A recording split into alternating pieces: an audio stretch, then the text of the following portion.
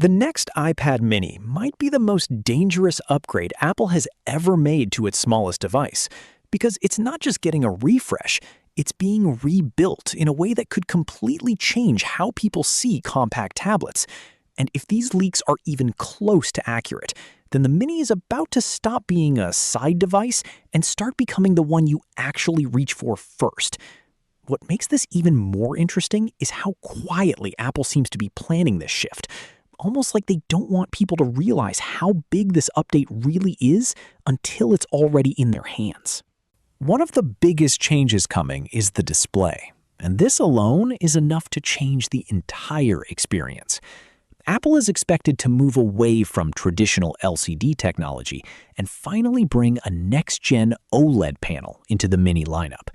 That means deeper blacks, richer contrast, and colors that feel far more natural and immersive. But the real difference isn't just how it looks in bright scenes, it's how it behaves in dark environments, where every pixel can shut off completely.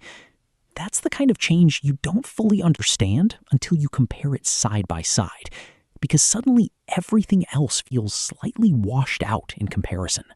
But Apple isn't stopping at just improving the screen quality. The entire physical design of the device is rumored to be evolving as well. Instead of the sharper, more industrial edges we've had for years, the next Mini could adopt a softer, more refined shape that feels closer to Apple's newer design philosophy. Even the internal structure might be reworked to remove traditional speaker cutouts entirely, replacing them with a more hidden audio system that uses the body itself to produce sound. If that actually happens, it not only makes the device look cleaner, but also opens the door to better durability and potentially improved resistance against water and dust. Another major shift could come from the way the screen feels when you use it every day. Right now, the Mini is still limited to a standard refresh rate, which is fine, but not exciting. That might finally change. Apple has been slowly expanding high refresh rate displays across more devices, and the Mini is rumored to be next in line. Whether it lands at full 120 Hz or a slightly lower middle ground, the result is the same. Everything becomes smoother. Scrolling, animations, gaming, even basic navigation all start to feel more responsive, almost like the device is reacting instantly to your touch instead of slightly after it. Alongside that, Apple is also expected to refine the display size without making the device feel bigger in your hands. The screen could grow slightly, but the real change is in how much space Apple removes from the bezels. This is the kind of upgrade that doesn't sound dramatic on paper, but completely changes immersion in real use.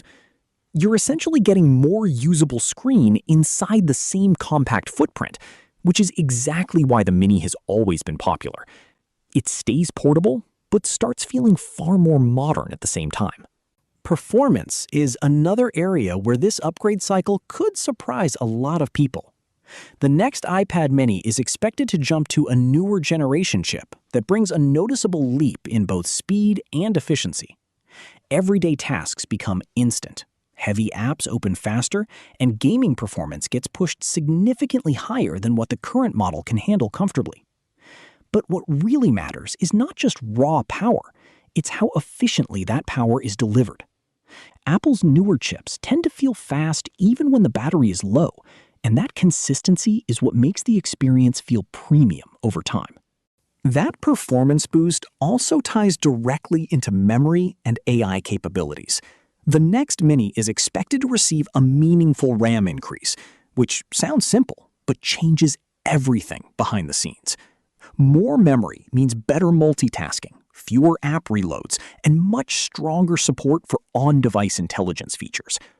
As Apple continues pushing AI features deeper into iPadOS, having extra memory becomes less of a luxury and more of a requirement. It allows the device to handle complex tasks locally instead of constantly relying on cloud processing, making everything faster and more private. There's also a growing possibility that Apple could rethink the front interface design entirely. With shrinking bezels and tighter internal components, the traditional camera placement might no longer fit cleanly into the design. That opens the door to a more modern, software-driven solution, where system alerts and interactions become part of the display experience, rather than sitting outside it. It's still uncertain, but it fits Apple's long-term direction of blending hardware and software into a more unified experience, instead of treating them separately. On the connectivity side, Apple is expected to move further away from third-party dependencies and introduce more of its own internal wireless technology.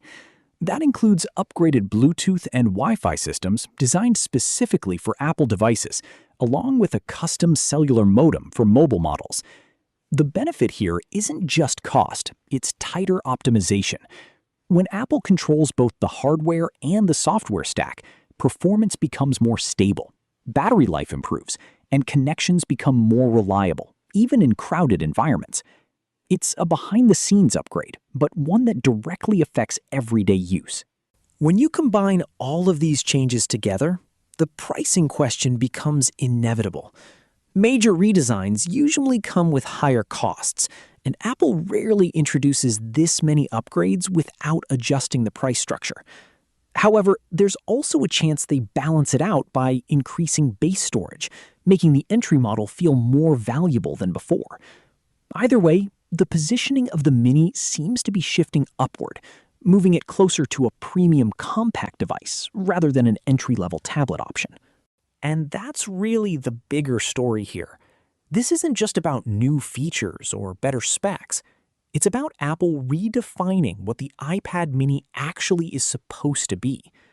If these leaks hold true, the next version won't just sit in the lineup as a smaller alternative. It could become the most balanced and practical tablet Apple has ever made. And the real question isn't whether it's good enough to upgrade, but whether the rest of the lineup still makes sense once it arrives.